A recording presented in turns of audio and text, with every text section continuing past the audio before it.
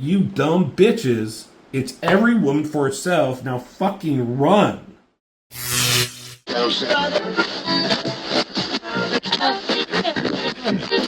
Hey everybody, welcome back to Norton Man Reviews. I'm John, and it's been a while since I did anything but a goddamn Batman Long Halloween video, so let's get into some cool shit while I have an opportunity to do this. I don't get a lot of chances. I don't have the space. It's hard for me in my setup. Long story, so I don't get to do as many videos as I'd like. But every now and then I'll get a chance, and so here we go.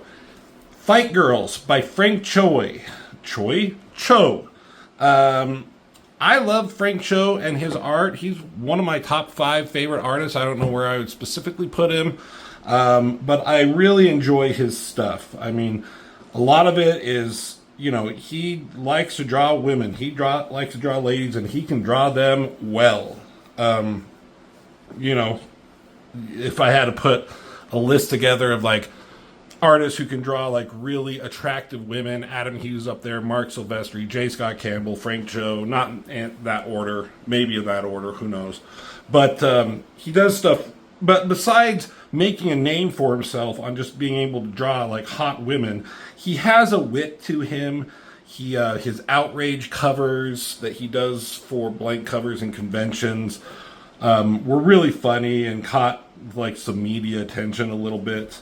But he can draw monsters, he can draw dinosaurs, he can draw all sorts of things. Superheroes are something he can do, but not something he excels at. But I'll pretty much pick up anything and I'll review anything he does. I think I did the Wolverine where he was in Savage Land, so he was drawing Wolverine and half-naked women and dinosaurs and forest shit. So that's right up his alley.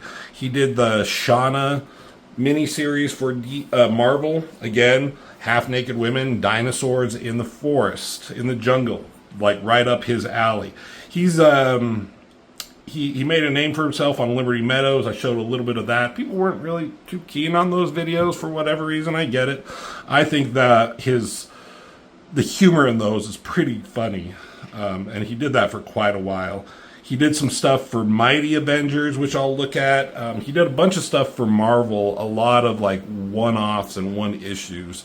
But then he seemed to kind of go away from doing interiors for quite a while and do just covers. Went the J. Scott Campbell, Adam Hughes route, which is unfortunate. You have these incredible artists who can make such beautiful interior work and great comic books, but it's hard doing sequential work. As an artist, I know that, and it's easier doing covers.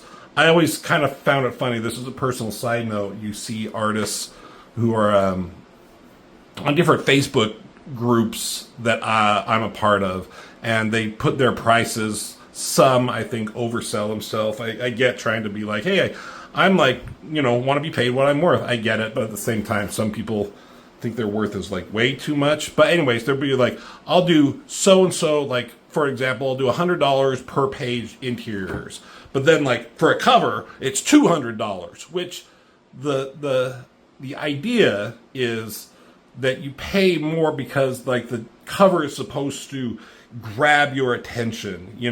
It's supposed to be the biggest, coolest thing, and it's supposed to be really good, which I get. But at the same time, I find covers are way easier to do than sequentials, interiors at times.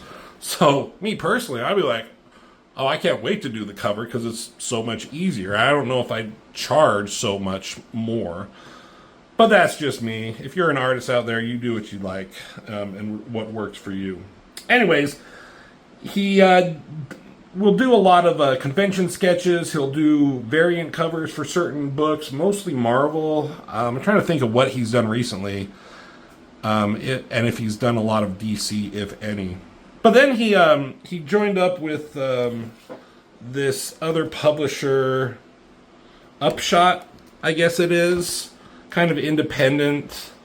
And I think they were promoting a bunch of stuff that they were doing. It seemed like he was the biggest name they had. And he did some graphic novels and some comics for them. But he was able to draw and write his own ideas. So he did one called Skyborn, which I have, not in a graphic, not in the collected. I think I have the issues. And I'll look at that at some point. I remember it not being too terribly interesting, but not bad. I mean, it's always Frank Cho drawing cool stuff. But then there's this one called Fight Girls. And I read this a couple of times. I read it when it first came out, and then I've reread it for this review. And Frank Cho, as a writer, is very competent. He's not an Alan Moore. He's not some of these writers who have a lot of complex issues and a lot of stuff that makes you think. But he knows, like, go from point A, point B logically and getting the story points across in a reasonable way. So he had this idea, and he talks about it in here, probably at the end, after some pinups and stuff. Yeah. He basically talked about he had the opportunity, he had this idea to get, and then he just kind of had to flesh it out from there. And I guess the story takes place in the future, and it's almost like a Hunger Games kind of a story where you put this group of people in a competition, and the last one out wins this prize, right? This case, it's all very attractive, athletic women. And we'll get into the story a little bit to kind of tell you what the basics are. But for the most part, I think we're just here for the Frank Cho art of drawing hot babes and beautiful scenery. Okay? So, now enough of that bullshit of me yapping. Let's get into the book.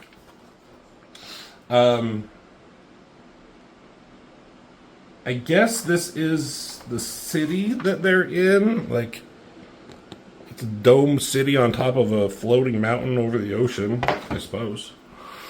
But here it talks about there's an emperor, and the queen, or whatever, his wife, is unable to bear children, so she was cast out. So that's a big fuck you to her.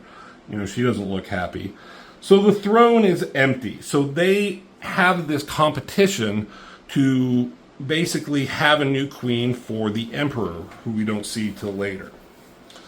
So we just get right into it. And there's 10 participants.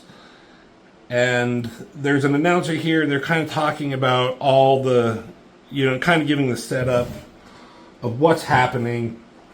And it gives the names and where each one are from. And each one is pretty uniquely different. I mean, some of these girls kind of look similar.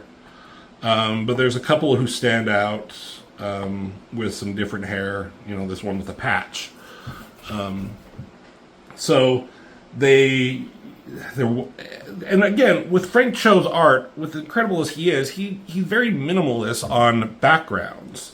So this is a futuristic world, but he doesn't need to put a lot of future space age shit in here, because he just kind of wants to, that could take a long time, whether he wants to do that or not. It's not necessary to the story, honestly, right? So it's basically saying, the announcer's like, okay, these women are getting ready, they're going up onto this transporter pad. And here's chapter 1. I'm going to try and get through all of this. We might break it up into 2 videos, who knows. But there's some similarities, for each chapter. And like each zone they go into is going to be a challenge is going to be a different area for them to have to deal with. So we're kind of focusing on this woman, tall, beautiful, blonde, perfect specimen of a woman, you might say, right? So there's a flash and a teleport, and they're teleported into the jungle. And already Frank Cho's doing his jungle art shit there. And this woman is basically giving out orders. You know, stay focused, ladies. Trying to like rally them together. So you get the look of the land, you get the scene set up. Challenge 1 is the jungle. So again, not much with the story, but this lady, I think her name. What is her name? Diana, I think. Yeah, Diana. She's like the leader. She's the main one. So she's like, okay, there's where we need to go. That's our objective. We need to get there. So it's basically a race there, you know. And she says, this place is dangerous, so the best way for us to get through this is to work together. She's telling them. So she's standing tall. She's standing confident. She's the leader. Everyone's ready to rally against her, and they all have the numbers on them. But this lady with the fucking patch, you know, she has the patch. She's up to no good. As Diana's giving her speech, this one, her name is Xandra with an X. She picks up a stick and fucking from behind just knocks her over the goddamn head. And she yells at these ladies. She's like, you dumb bitches. It's every woman for herself. Now fucking run. And that's it. You know, it's just like, you don't have, they're not a team. They're individuals. And it's last man, last woman standing for the winner. So, it starts. And this event is being televised. And there's a little bit of a subplot with these two guys going around. And we'll kind of get into what they are doing, but it's not really necessary at this point. But there's these two guys, big strong guy and this wormy dude. All right, so they're running. These women are running. There's fucking Jungle Cat up there. The thing with this story too is the announcer is basically just narrating everything that's going on too.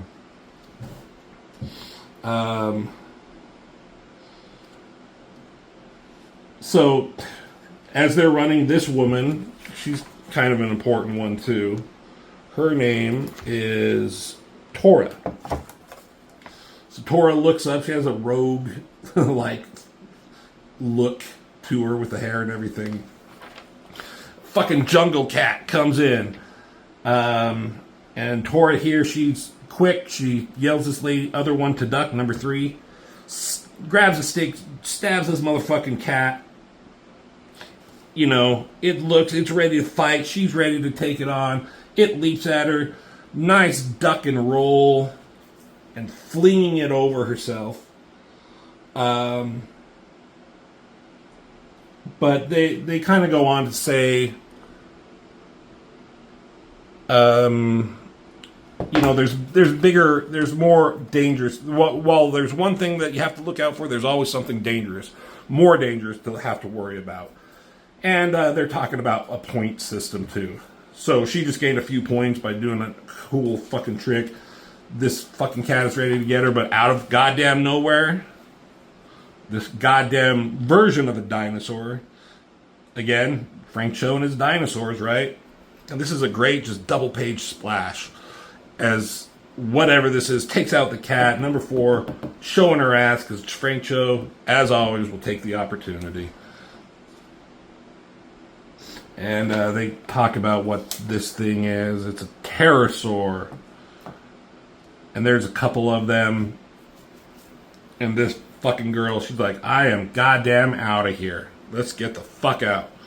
So we cut to, I like this frog for whatever reason, jumping away as these women are cutting across this bridge. There's 4 of them. Looks like they're working together as the best they can.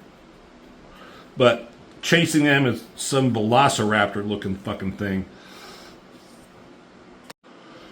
And it jumps on them, takes out number fucking 9.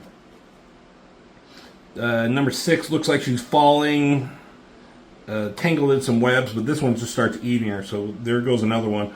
One of the others kicks her just out of nowhere, There's a lot of like straight on shots, not a lot of bird's eye views or worm's eye views that Frank Cho is utilizing here. Again, very minimalist on the fucking backgrounds, but like, do you need to have jungle every single panel when it's a jungle? So this lady had kicked it, trying to get it away from her. This one's like still struggling, trying to climb up. The Velociraptor is going to come at this one, number 5. That's number 5. But number 6 grabs it and flings it down. There was 4 of them. One of the others must have just gotten away, I guess. And these two take a moment, like, thank you. They helping each other out. But out of nowhere, this fucking humongous crocodile just comes out of nowhere, breaks the goddamn bridge, kills the two out of nowhere, but still took the opportunity for parting opportunities. The narrators are talking about what had just happened, and, you know, they're retrieving the bodies. So here's the pyramid. Number 7 and number 2, that's Xandra, that's Jaxa, I think her name is. Yeah, they're like neck and neck. Jaxa's a little bit in front. The narrators, they're like announcers talking about what everything's going on. Yeah, neck and neck, sprint to the stone steps, because this is just the first challenge. Whoever wins this doesn't win the competition. They just win this first challenge, and you accumulate points, and so whoever's there first gets more points.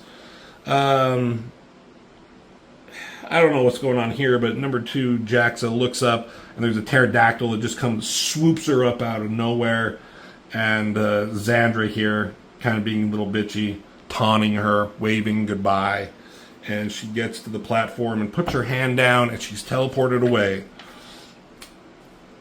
And there she is, cameras flashing, celebration. She's like, hell yeah! She talks about Hellgrave, that's where she's in it from. It talks about it. Each one gives their name and where they're from. And they mention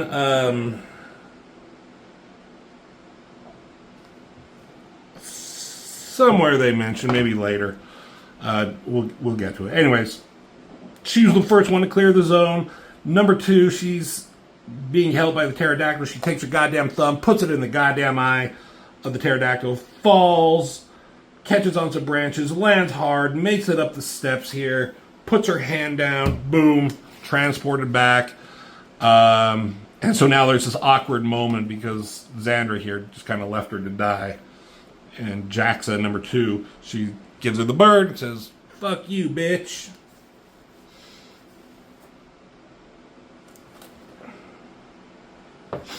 And these two guys who we showed earlier, they're taking notice. So 4 more make it up the steps. Number 10, number 4, number 3, number 8. They all put their hand down and they make it in. So now there's 6 left over out of the 10. Again, they're talking about Xandra here, because she's kind of an unknown. And then we go to the floating capital city of whatever, Prime Minister building. And he's watching this, and he sees the footage of the first girl, Diana, who died. And he's fucking pissed off. And he calls in one of his guys. And he's mad at the woman with the eye patch, Xandra. It's like, who is this unknown?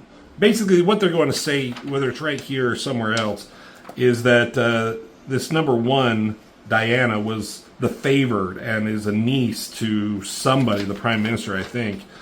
So they're like, who is this girl? We don't even know who she is. There's very little information. I want to know who she is and how she was able to do that. So they send an operative to like go find some information. So this guy, I guess, is going to be dangerous. We don't really care about that. So that's the end of issue number 1. And here we have a variant cover by Derek Chu. I'm sure they just like found a bunch of artists and gave them the opportunity to draw hot women running or fighting a bunch of dinosaurs, and they'd leap at that chance. So, again, another great cover here by Frank Cho. He likes to do this in a lot of his covers. Put a main shot and then these like little panels around with different other shit going on. Sometimes he'll do some artsy ballpoint pen shading techniques or whatever. Let's see if he did it here. Not really. He just kind of showed. I mean, he did it here a little bit. There's another example down that we'll see. All right, so next day, next challenge. Now it looks like it's floating above the desert. So I guess this thing can transport around. And again, it mirrors what happened at the beginning of the book. One showing all the ladies there and walking up to the teleporter and showing basically who the number one favored fighter competitor is, where it was her. Now it's the number 2 for whatever reason. And now she kind of takes the lead.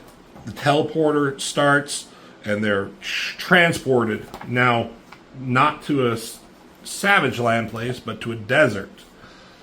And same kind of shot of the ladies looking on there. And then how this one had an establishing shot with panels on the side, this one does the same thing. So you see the pyramid that they have to get to. They can see it clearly.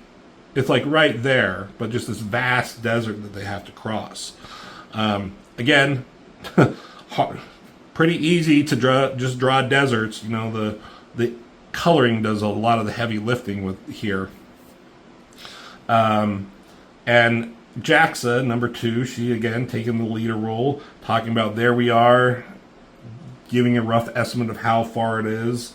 And Xandra here, looking down, sees something. It looks like she's up to something shady. She's behind number 2.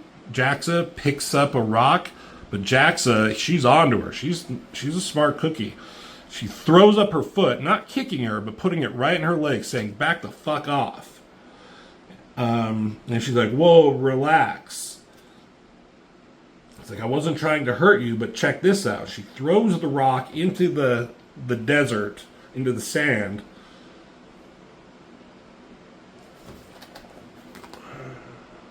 And she says, "I wouldn't stand too close if I were you." And these fucking goddamn worms, sandworms, come out. They're fucking monstrous. You would not want to get eaten by one of these goddamn things. So they're like, "Holy crap, get the fuck out of there." So they start running. Some cool action shots with Jaxa here, jumping, leaping, twirling, opportunity taking. Just fun shit to be able to draw, you know. And this one's coming down at her and misses, I guess. Swing and a miss. And these girls are just running for the fuck for their lives. Xandra here is kind of smiling, and she's like, "Oh, I trained in places like this, like, and it's just going to get worse from here." So, you know, you ain't seen nothing yet.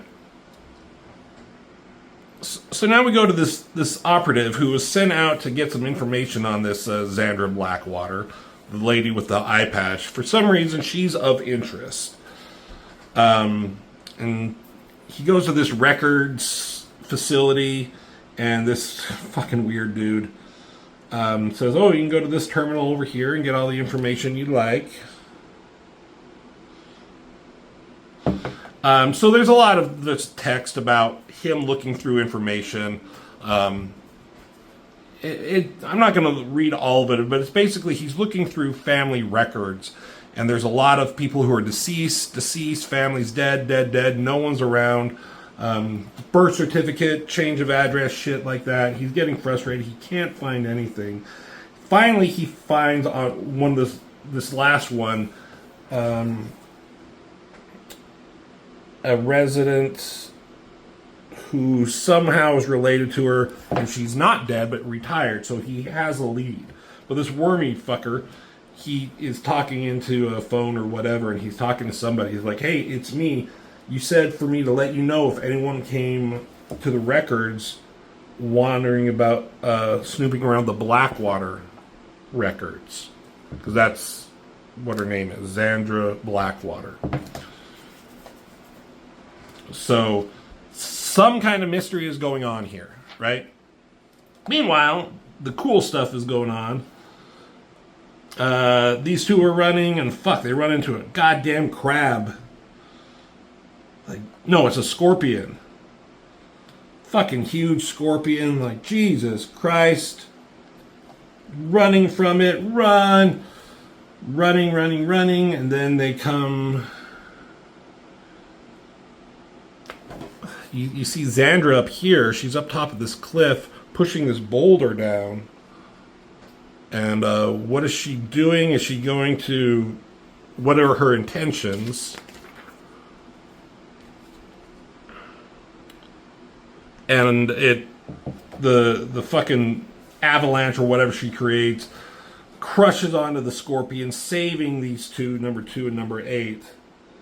And she's like, that was close. I think she saved us. And Jax she's like, no, she tried to kill us. That was for us. Are you sure? Oh, I'm sure. Pardon me.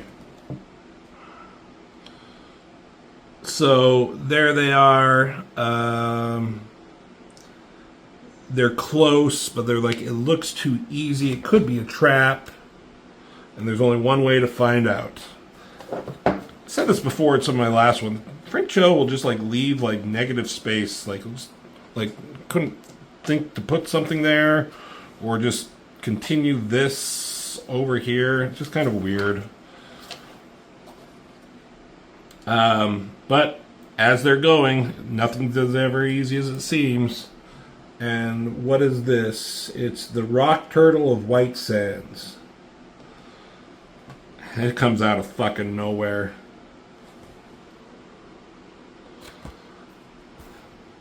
Again, cool fucking like creatures. Cool shit. Cool. Like, I really enjoy this kind of stuff. The story is just kind of basic, but you are engaged with it. At least I am.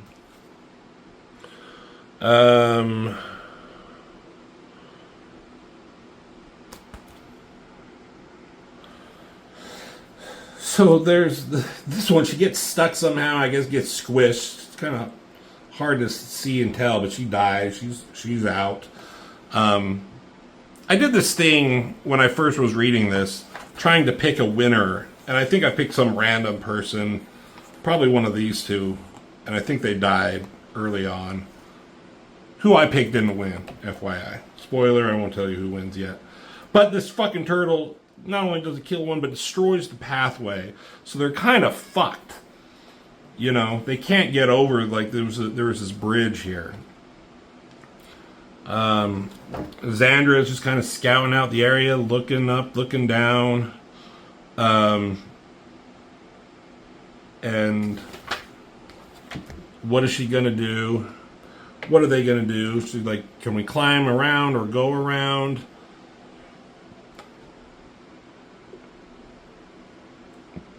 But they have to get past the turtle. Anyways, she just fucking walks back and just runs and leaps and lands on her ass. She just made that distance.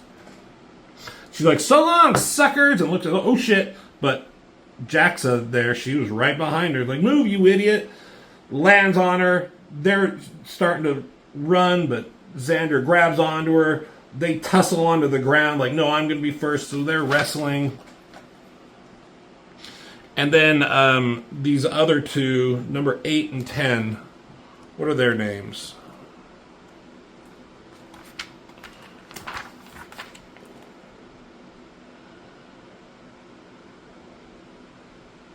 Pondo and... Boy, it's hard to read. Something. Lauren... whatever. Who gives a fuck? Where am I? So while these two were fucking fighting each other, these two came and secured the victory, got the more points. So they're like, fuck, let's just get there. And again, so long, sucker. Puts her hand down, they're transported out. So this one, I think her name is number 4. Tora. She was not up top, she was down below. So she's kind of screwed. How is she going to get up there? She picks up a rock, throws it, distracts the goddamn turtle, runs at it, and runs up the goddamn thing because it's like looking up top. So she uses it at a staircase and gets there just in time, puts her hand down, and zapped away. So good for her. So 5, there were 6, only 1 died, so 5 made it through. All right, now we cut to this lady that this guy was trying to get information out. We're going to be quick through here. Yeah, he goes to this this operative, finds this woman who's retired. She's kind of out of it. She can't really talk, doesn't have any memory. But this dude has this serum, and it's going to, let's see, neuroenhancer will fire up the neural pathways and boost your memory recall. Unfortunately, it will only last minutes, and the load will cause some vascular damage, and the pain will be short-lived. However, the stroke will kill you. So it's going to basically get her brain working so we can get the information, but it's going to kill her. It's kind of a fucked up thing. So he does that, injects her, she comes to, she's like, what the fuck? And he shows her, it's like, this woman, Xandra Blackwater, I need you to tell me who she is, what's going on, what it is about her. And this lady, she's looking at her, she's like, that is not Xandra Blackwater. It's like, well, what, are you sure? So I helped raise Xandra and her brothers, and I helped bury her, whatever, she died in the school fire, but then her, the thing takes effect and she has a stroke and she fucking dies. So this guy gets the information of that this woman who says she isn't who she says she is, right? So it's kind of this fucking weird thing. But everyone is watching the show, like people at home are watching this competition, and they're invested in her. She's kind of an unknown, but she's I don't know, the one you hate, like you love to hate kind of a thing. And the prime minister is like, have we heard from the operative? It's like, yes. And he's looking into some inconsistencies. But at the end of this issue, these other 2 guys that we saw earlier, now they're following him. They got a fucking knife, and they're going to do what to him? And we'll find out what that is. So, variant cover for number 2 by Elias Chatzudi. I can't pronounce that last name. I follow him on Facebook and Instagram and stuff like that. Really good artist. Really good picture here, too. Sexy woman, big dinosaur. What more do you want? Okay, so that's issues 1 and 2. It's like a 30-minute video, so we're going to stop it there. But don't worry, we'll get into the next 2 issues, so there will be a part 2. So thank you so much for watching. Hope you're enjoying the Frank Cho art.